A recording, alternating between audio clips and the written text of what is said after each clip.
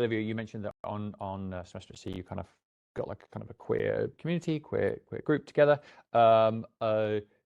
Joseph and Serena, was there anything on either of the programs? Like, how did you find, or did you find other kind of queer students? Was there, Joseph, in the residence, was there like quite like a lounge area, like anything like that? Like how did you discover other queer students to kind of make a not quite a crew, but make a community? Yeah. So like during my classes, because I'm doing like a lot of like journalistic based courses and things like that.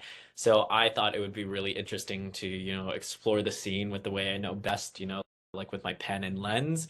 So it was one of the main ways, like utilizing like the tools I was very comfortable with to meet other people. So I actually did like a little mini documentary on like this like queer club scene that like has events every month that was like created to be inclusive and stuff. So yeah, it's very much like you sort of have to look for it, but I feel like it's a commonality that's sort of universal and that can really unify you with people, even though you like aren't the best with the language. But yeah, I think that was like the best way.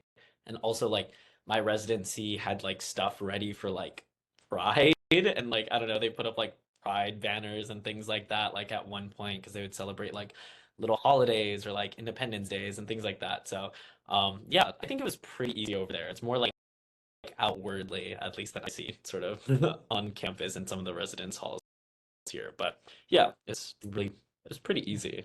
And sorry, can I follow on that? So when you say like compared to on campus here, as in like a GW, you feel it's maybe the dorms are a little bit, I don't want to say bland, but they don't necessarily have that kind of stuff. Like you have to find the community in other organizations. Now I know nothing Well, about GW yeah. housing, I so mean, they have like some little like dinners and things around, which is like fun, but I feel like over there it's just so like I don't know, especially like just going out and stuff, they don't really like separate like, oh, this is like a queer club or oh, this is a straight club. Like it's very like intermixed, at least I saw.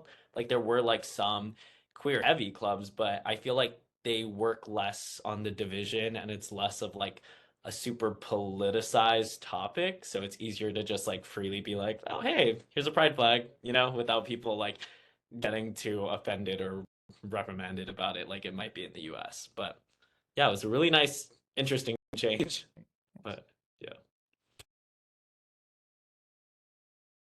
nice. Okay. Let's see. So I guess just so you mentioned you kind of interact with the queer community through your project, your documentary making. So I guess maybe Olivia, maybe it was a little bit more difficult for you as you're kind of like hopping from place to place. But did you have any kind of interaction with like, let's just like the land-based queer communities in any of these kind of places? Were there any courses or anything that you took, or were you able to kind of get out and explore those scenes, those communities? So originally I was a little nervous because I didn't really know what my student body would look like on the boat. And so I know that here I'm very like I'm part of the Queer and Trans POC Association, so that's very niche but very big community on campus.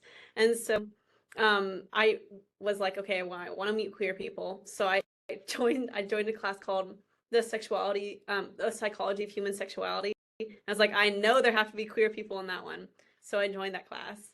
And then going forward, there were just kind of people that I saw but didn't want to say anything. So all I really did was you could create your own clubs on the boat, and I just kind of said like, hey, I want to create this queer club, and I got a lot of really positive feedback, and people even who were like very firm in their like straight identities, like really like looked in, and like a lot of people came out as queer, which was really cool.